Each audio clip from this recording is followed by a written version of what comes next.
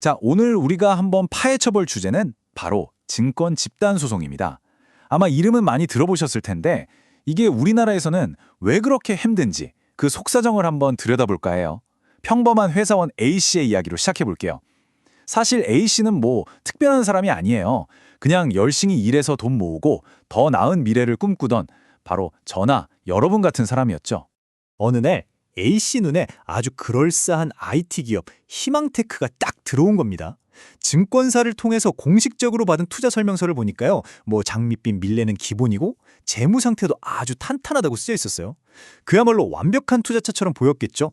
A씨는 이건 진짜 기회다 싶어서 그동안 소중하게 모아왔던 여윳돈을 전부 투자했습니다. 그런데 말이죠. 그렇게 부푼 꿈을 안고 투자한 지 딱 1년 만에 정말 청천벽력 같은 소식이 들려옵니다. 아니, 그 잘나가던 희망테크가 갑자기 심각한 자금난에 빠져서 회생 절차에 들어갔다는 거예요. A씨는 물론이고 A씨 말만 믿고 투자했던 수많은 개인 투자자들, 소위 개미 투자자들에게는 그야말로 하늘이 무너지는 소식이었을 겁니다. 이게 바로 배신의 핵심입니다, 여러분. 나중에 알고 보니까요. A씨가 그렇게 굳게 믿었던 그 번지르르한 투자 설명서가 전부 다 거짓말로 가득 차 있었던 거죠.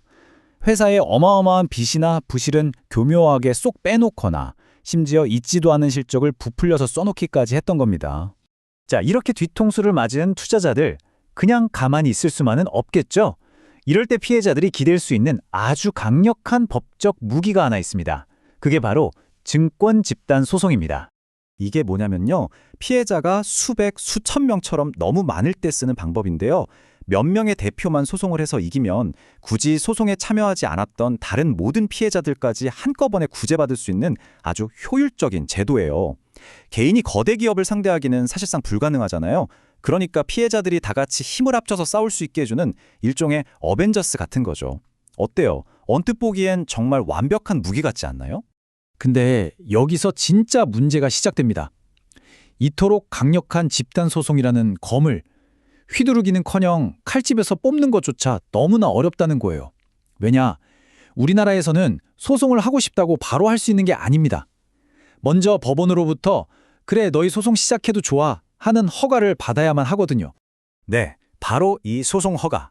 이게 바로 집단 소송의 성패를 가르는 첫 번째 관문이자 어쩌면 가장 넘기 힘든 거대한 벽입니다. 아니, 재판을 시작하기도 전에 허가부터 받아야 한다니 좀 이상하죠? 근데 더 큰 문제는 뭐냐면 이 허가를 내주는 법원의 판단을 도무지 예측할 수가 없다는 겁니다. 자, 보세요. 정말 기가 막히죠? 이 슬라이드를 보시면 거의 똑같아 보이는 두 개의 사건이 있었어요. 그런데 한 사건은 이건 다 갖췄네. 소송 진행해. 라면서 허가를 내줬는데 다른 사건은 피고가 잘못했다는 증명이 부족해 라면서 그냥 시작도 못하게 막아버렸습니다. 투자자 입장에서는 이게 무슨 로또도 아니고 말 그대로 복불복인 셈이죠. 여기에 기름을 부은 게 바로 이 대법원 판례입니다. 이게 무슨 말이냐면요. 원래 허가 단계에서는 소송을 할 자격이 되는지 그 요건만 따져봐야 하거든요. 그런데 대법원이 아니, 필요하다면 진짜로 기업에 손해배상 책임이 있는지 본 재판에서 다룰 내용까지 미리 좀 빡빡하게 들여다볼 수 있어 라고 길을 터준 거예요. 사실상 본 재판을 하기도 전에 미니 재판을 한 번 더 치러야 하는 셈이 된 거죠. 문턱이 엄청나게 높아진 겁니다.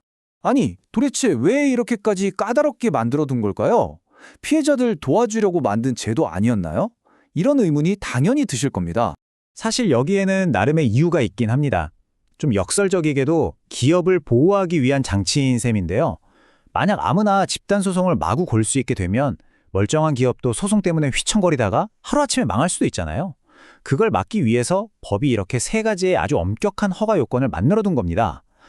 취지는 알겠는데 이게 현실에서는 피해자들 발목을 잡는 족쇄가 되어버린 거죠. 그러니까 이걸 한 문장으로 정리하면 딱 이겁니다. 피해자들은 진짜 재판을 시작하기도 전에 소송할 자격을 얻기 위해서 먼저 기업이 잘못했다는 걸 상당 부분 입증해내야만 하는 거예요. 아니, 재판을 시작하려고 하는데 재판에서 다툴 내용을 미리 증명해 오라니 이거 공과 순서가 바뀐 것 같지 않나요? 피해자들한테는 정말 2중, 3중의 고통인 셈이죠. 바로 이 지점 때문에 한국의 증권 집단 소송이 유명무실하다, 속빈 강정이다 이런 비판을 받는 겁니다. 비교적 소송 시작이 쉬운 미국의 클래스 액션과는 정말 다른 모습이죠.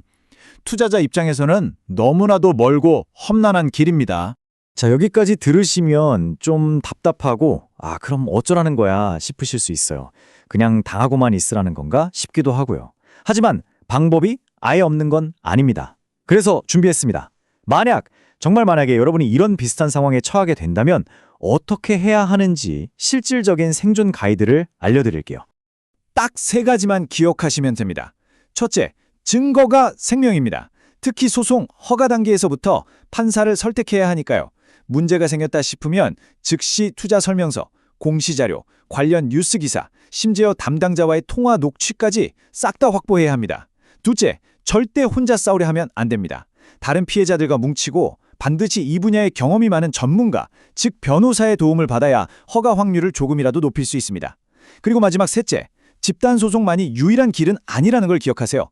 이게 너무 어렵다 싶으면 차라리 피해자들이 모여서 일반 공동소송을 제기하는 게 더 현실적인 대안이 될 수도 있습니다. 물론 승소해도 소송에 참여한 사람들만 배상받는다는 단점은 있지만 적어도 까다로운 허가 절차는 없으니까요. 자, 오늘 이야기를 쭉 들어보셨는데요. 결국 질문은 이거 하나로 귀결됩니다. 기업을 무분별한 소송으로부터 보호하는 것도 물론 중요하죠. 하지만 지금 우리의 펍은 그 기업 보호라는 명분 아래 혹시 사기당한 투자자들을 너무 외롭게, 너무 힘들게 만들고 있는 건 아닐까요? 이 균형을 과연 어디서 찾아야 할까요? 여러분 어떻게 생각하세요?